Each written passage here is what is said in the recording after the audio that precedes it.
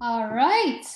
Well, good afternoon and welcome to episode number 3 of Cantor, Laura, and Friends.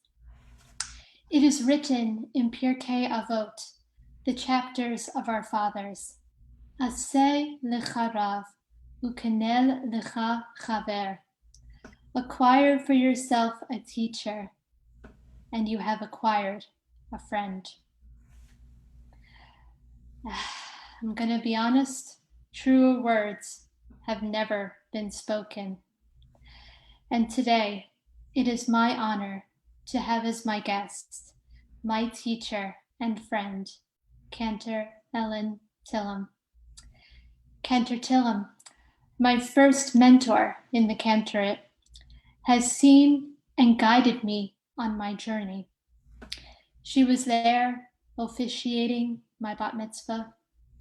She was there when I was a high schooler as I shadowed her on weddings and funerals, giving me just a tiny glimpse into my future calling. She was there when I was recovering from spinal surgery in college and I needed help regaining my diaphragmatic breathing, getting me a consult with her vocal therapist in New York City. She was there cheering me on as I applied to cantorial school. She was there singing with me on my ordination recital. And she was there co-officiating my wedding. Cantor Tillum has been a big part of my journey, but I know I'm not alone. In her 26 years in the cantorate, she has impacted so many lives. However, we can't talk about her impact on others until we hear from her about her own journey to the cantorate, and that is where we begin our conversation today. So please, Cantor Tillum, will you get us started? Sure. Well, Cantor Laura. Do you go by Cantor Laura or Can? How does your congregation call you? Cantor Laura. Okay, there you go. Cantor Laura. By the way, it's a joy just for me to be able to call you Cantor because it reminds me of a very long journey of a little girl in my junior choir who is now a colleague. Quite amazing, quite incredible for me to sit here and see you in the role that God chose you to play. And certainly in the life that you have worked hard to lead, and that was really meant for you to be here today, doing what you do and impacting so many lives in your congregation and in your work. So what a blessing it is for me to share the screen with you today. Thank you so Thank much. you. Um, so you asked me about my journey. It was interesting simply because of the timing of it, meaning the timing of the world and how women were viewed or allowed or not allowed to play certain roles in the different sects of Judaism at that time. So I grew up in a conservative home, going to conservative synagogue, conservative youth group, and was very comfortable in the conservative movement. But having wanted to be a cantor my whole life, and I'll get back to that in a moment, it was impossible for me to go to JTS at the time. I could go to JTS, but I couldn't. Can you explain what JTS is for our I'm viewers? sorry. The Jewish Theological Seminary is Thank you. yes, it's the school for rabbis and cantors of the conservative movement. And they were allowing women into their program, but you couldn't get ordained and you couldn't necessarily get a job. And congregations did not have to interview women if they didn't want to. So, Really? yes, and that's kind of how I ended up here. Um, and it was really I always say min hashemayim from heaven, from God, because this the Reform movement and Temple Emeth turned out to be for me the place that I was meant to be and the place that God had chosen for me to make my pulpit, my career, my cantorate, and to become the cantor that I am today, 26 years later. So for that, there's always a reason, right? And you never know how things are going to turn out, but here we are. So I'll back up for 1 minute, which is to say that I knew I wanted to be a cantor. From the time I was 6 or 7 years old, I was that weird kid who would sit in temple all the time, next to my parents and never want to leave, never want to leave the room, didn't need a break. I would sit there, every Friday and Saturday, just really staring at the bima at the cantor, because I knew that I could sing. Because little kids when you can sing, you can sing when you're very Mm-hmm. little, right? Mm-hmm. So I could always sing, and I always liked singing. But more than that, I liked being in synagogue. Um, Not because I was a very spiritual 6 year old, no, but because it was, to me, great entertainment. I loved the music. I loved the prayers. It was interesting. I wanted to see who's going to go on the bima and get an aliyah next. I wanted to see if there would be a simcha and we would throw candy. I had, really great role models in two different synagogues that I went to regularly. And they were rabbis and cantors over the years, even though there was some turnover there. I really had terrific role models, rabbis and cantors that were always really nice to me. And then I always said, from even that age, I want to do that. I want to be a cantor. Now, that was awfully weird back then. I was born in 1968. And it was awfully weird for a little girl to say that, because there were no girls on the bima at all, not where I was.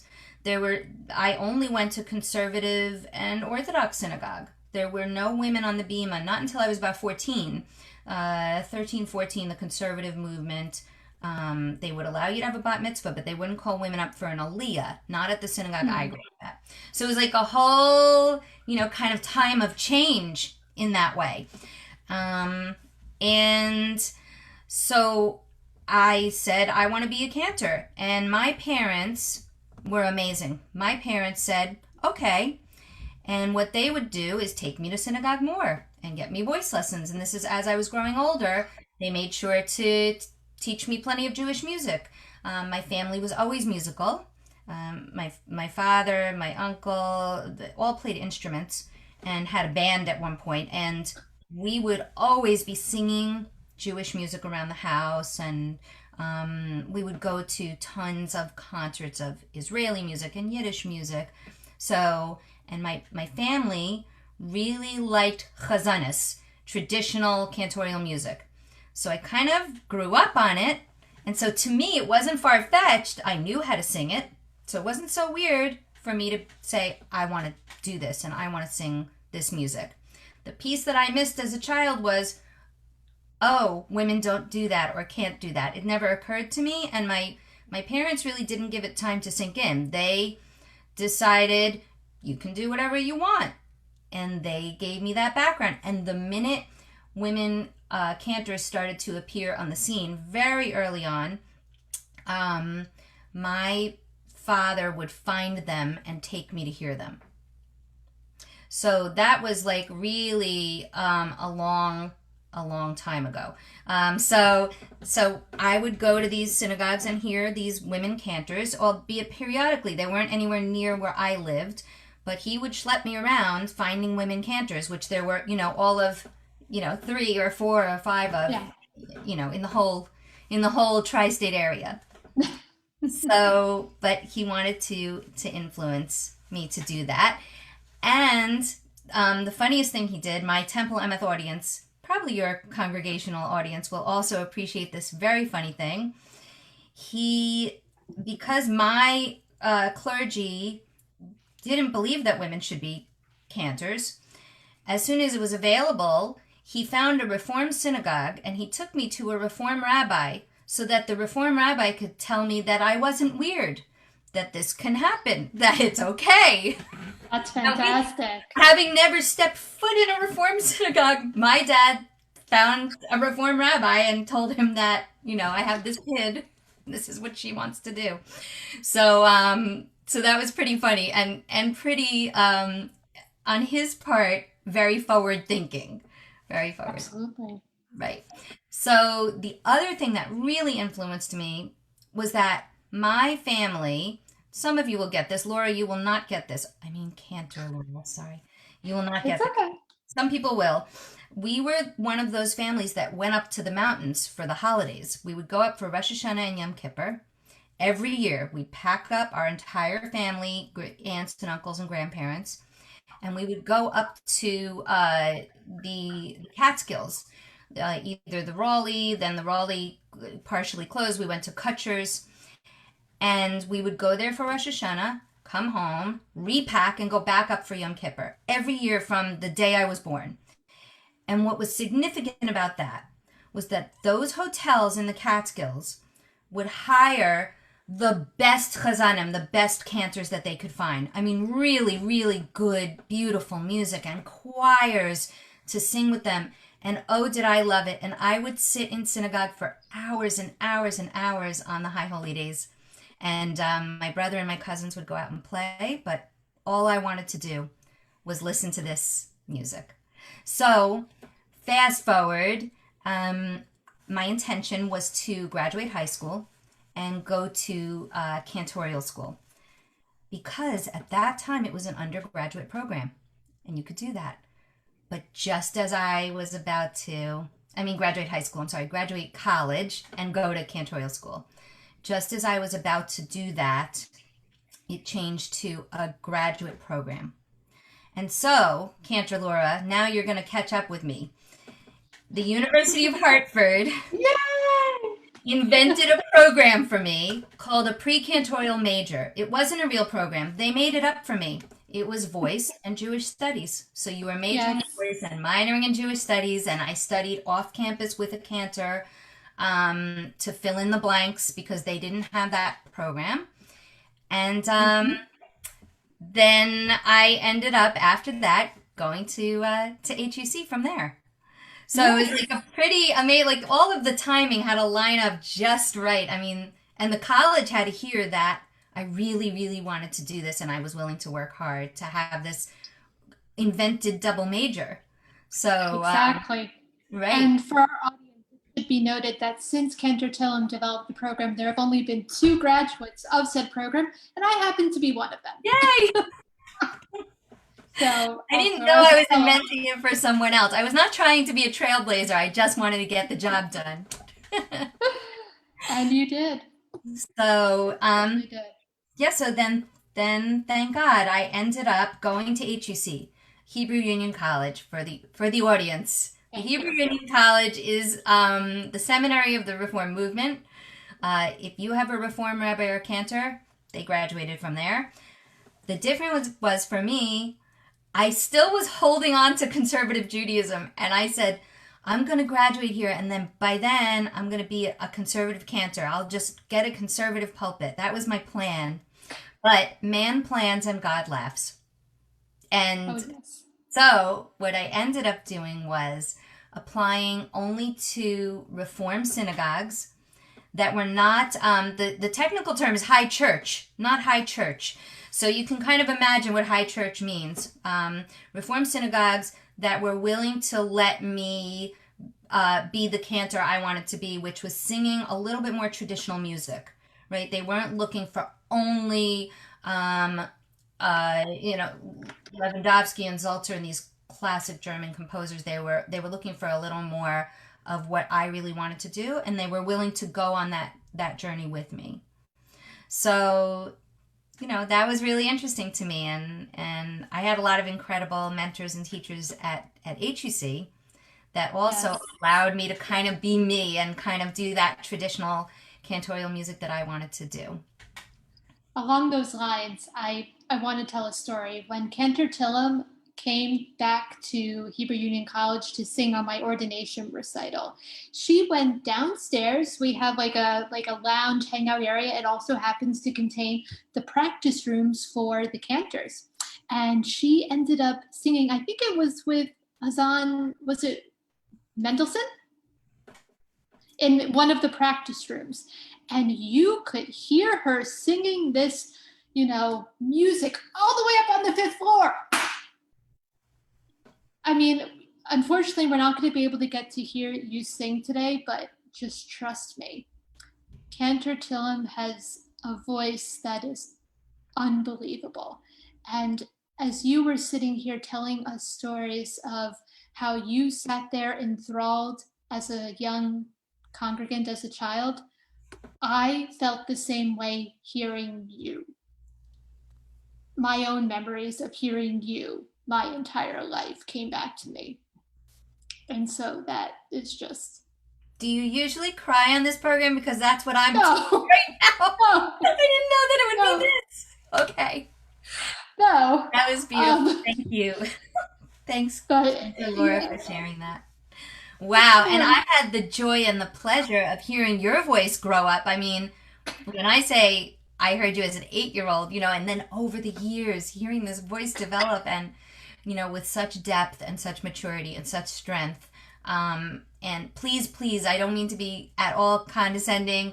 You're a bitty younger than me.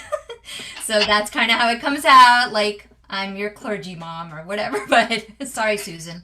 But I really remember always thinking, okay, her voice is growing. I can't believe it. And each time I would hear you, I would be more and more amazed. So pretty incredible. well, thank you. And it's funny. I also remember as a young kid, your parents used to come to services all the time, especially when your oldest was really young, when Evie was really young. And I remember thinking, even then, I cannot wait for my parents to come to my congregation when I'm a cantor. I was like 9, 10 years old, and now they are over Zoom. Yeah. Yeah. There you go. There you go. Yeah. Yeah. My So, parents followed me around. They followed me, from all my student pulpits, and I had like student pulpits even when I was at University of Hartford. I would have student pulpits. mm-hmm.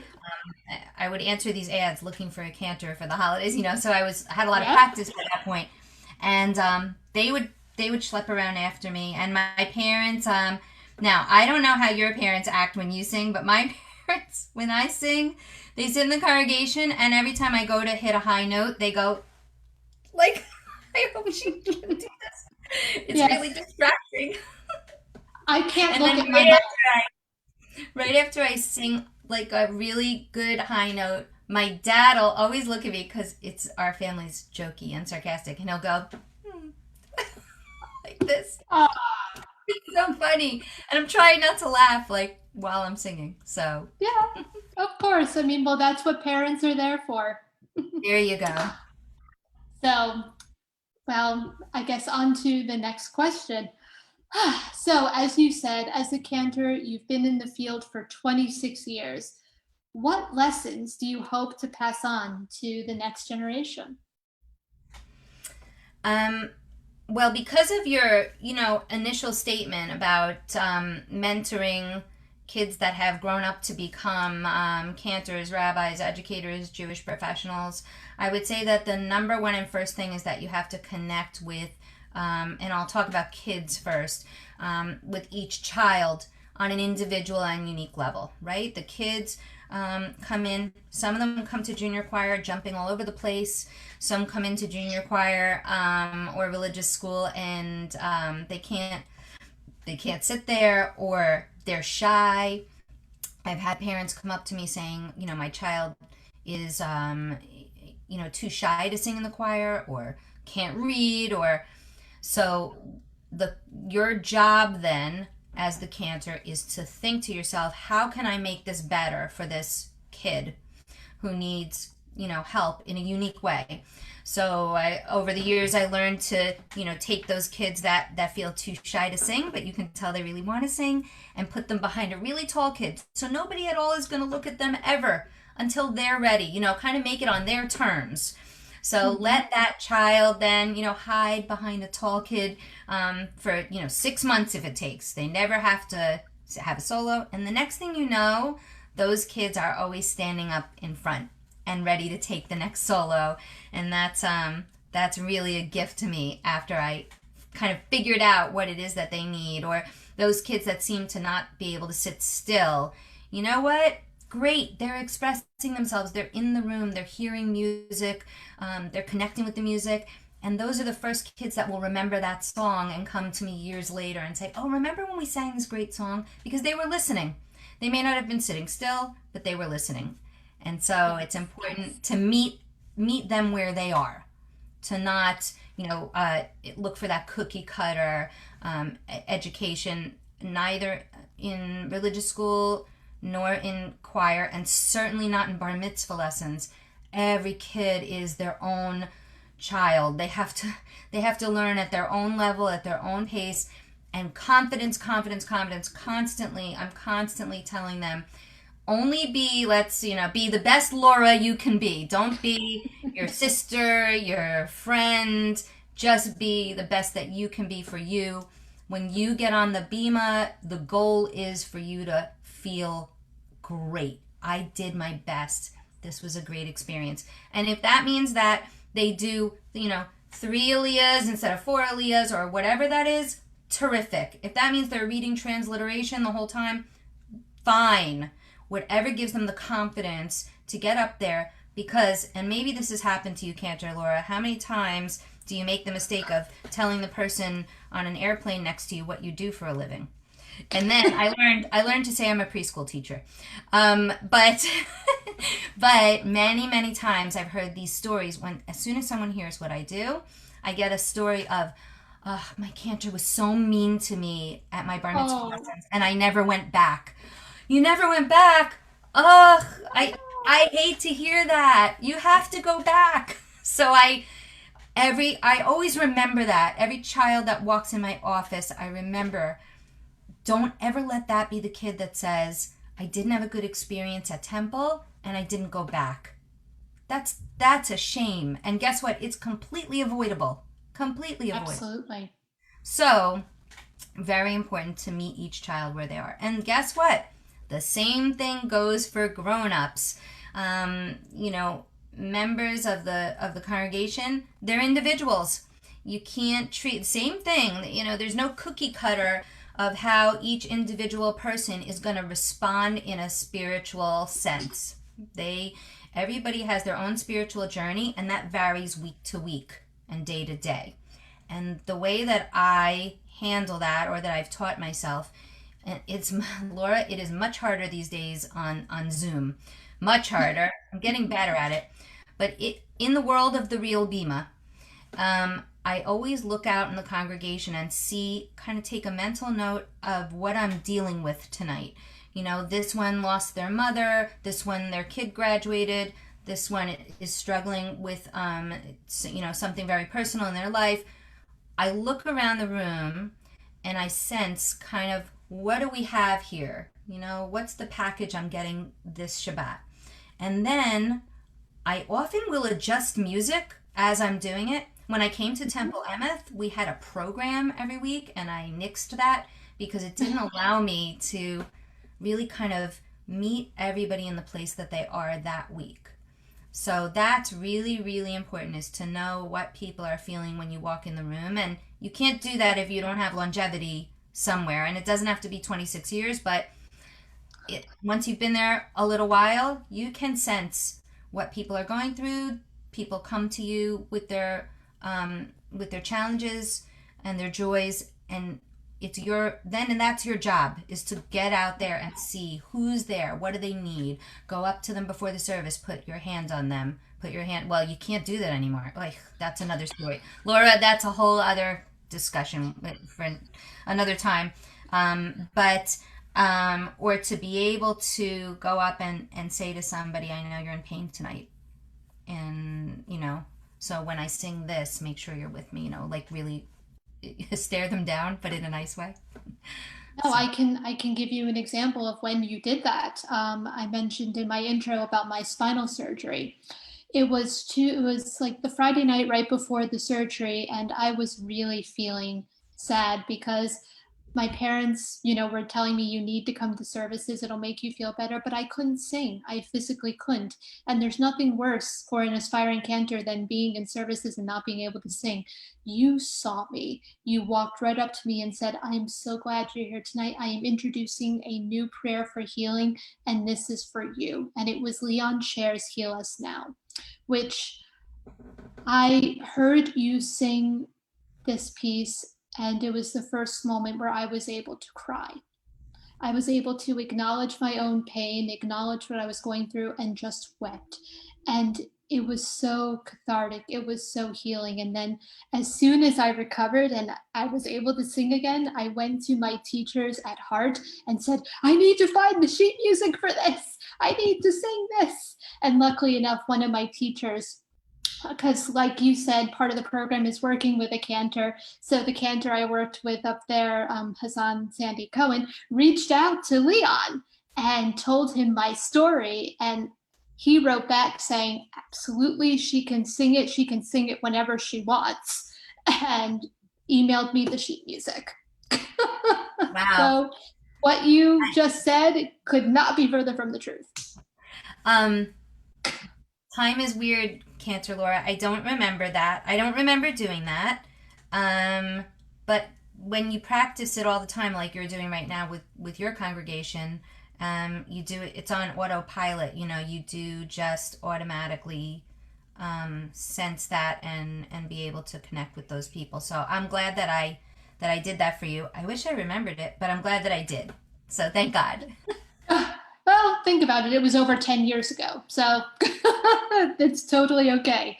So, obviously, it's not just me. You've been a huge influence on several clergy and Jewish professionals who have come through the door of Temple Emeth. And what would you say are the secrets to success in mentoring this next generation of Jewish leaders? Um, Certainly not to leave. I guess not to leave out the God piece. What I mean by that is that I think a lot of times because we're too worried about kids that are growing up in the congregation to just have fun and and to sing songs rather than prayers.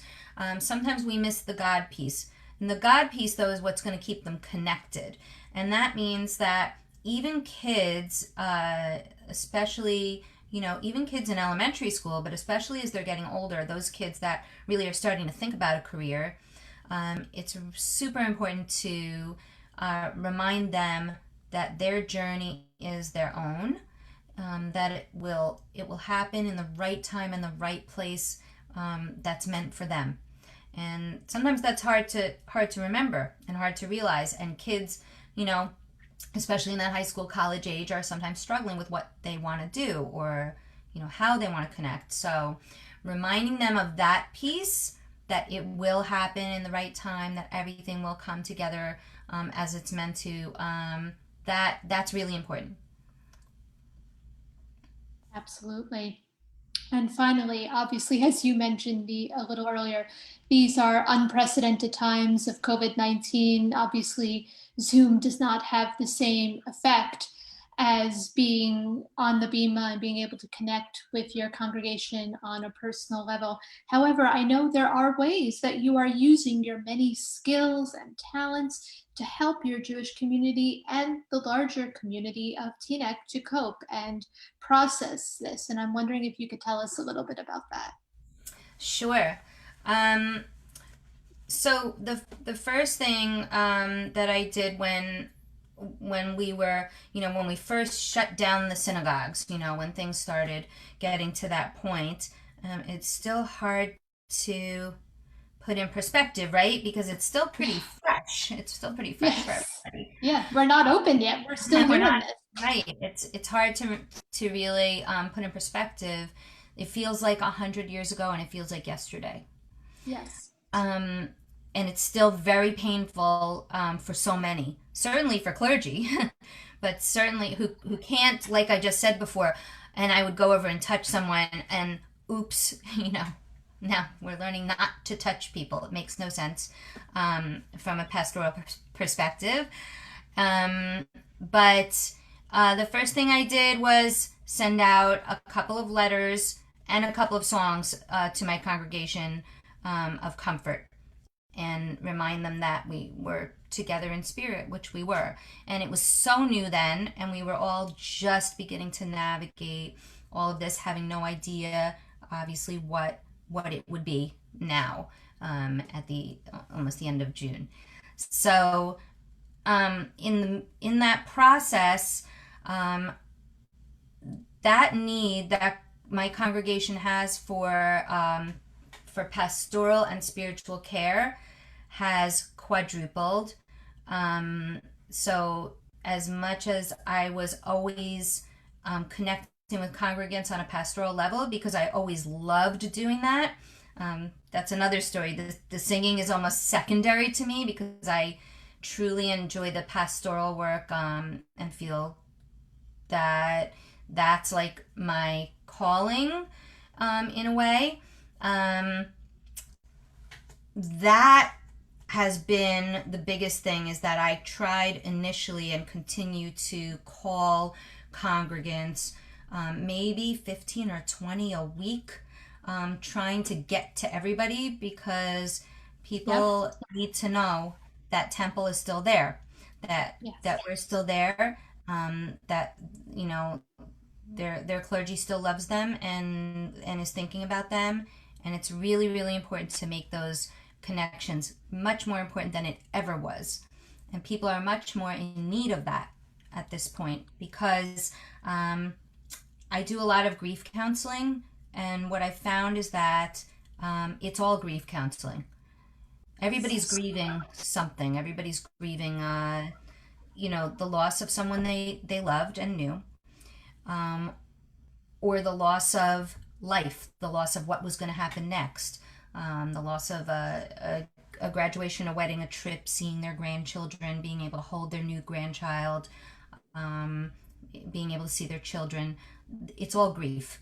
So there's a lot of that, and that's just so paramount to everything else that I do.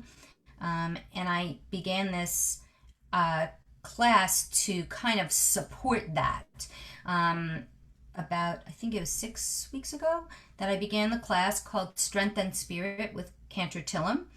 And the class is meant as a time of calm and reflection, a time that people can really have that God connection because, as I said a minute ago, they need to know that temple's there and that their clergy's there, but a lot of people need to know that God is there. I think that that's the biggest question that people have right now, is where's God? What's going on? They feel like some people have actually lost their best friend, which was God. So that's the feeling. That's the real feeling that people have. So this class is a time for people to reflect, to say, this is how I'm feeling, this is how I connect to it. And the greatest piece of the class is that I invite guest clergy, kind of like what you're doing here, but not just cantors, um, from different faiths to come and share their faith experience. Because faith experience is what we all need right now. And we may not be able to get in touch with our own faith experience. We may need to draw upon someone else's experience. And so that's the way that I conceived the class. The class really, for me, it grew out of this immense need for pastoral care. And so I decided, you know what, this is something that people need. And we get 40 and 50 people in a class.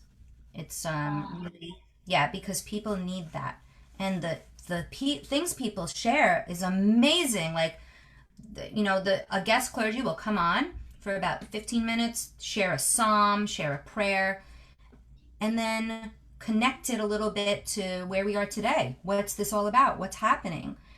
And then when the guest clergy leaves, I allow everyone to share their experience.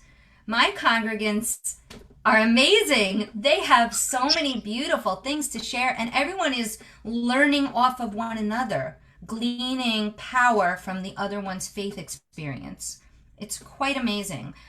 So it's been an incredible journey, and just the emails that I get about, I heard this other person in the class say something about God, and so I started to think about my experience, and people have touched upon miracles that have happened to them. It's hope.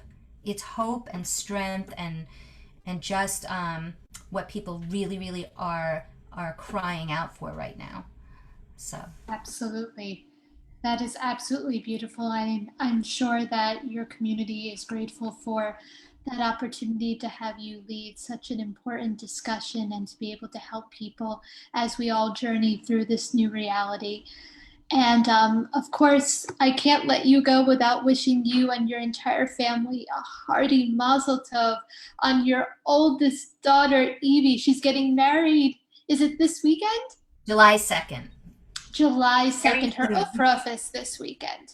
Yes, she's going to have, she and her fiance, uh, Jared Fuller, who's from Great Neck, they will be having a Temple Emeth Ufruf on our Temple Emeth Zoom Kabbalat Shabbat this Friday at 5:45.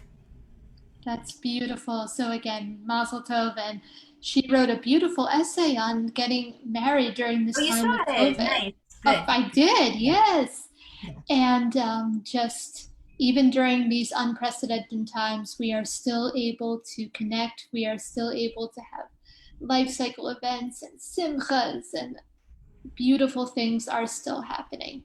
And as you shared this afternoon, individuals can have a really big impact, and you certainly have had a big impact on me. And I want to say thank you. Laura, it is such a pleasure to be here and to see the professional that you've grown into, and also really to have a friend like you is an unbelievable blessing. So, thank you for that. Thank you. And thank you for joining me here today and for sharing your story with my congregation and the larger Jewish world. It really is a blessing to have you here today. And so for now, we are going to say goodbye from Cantor, Laura, and friends. Be sure to tune in next week. Bye, everyone.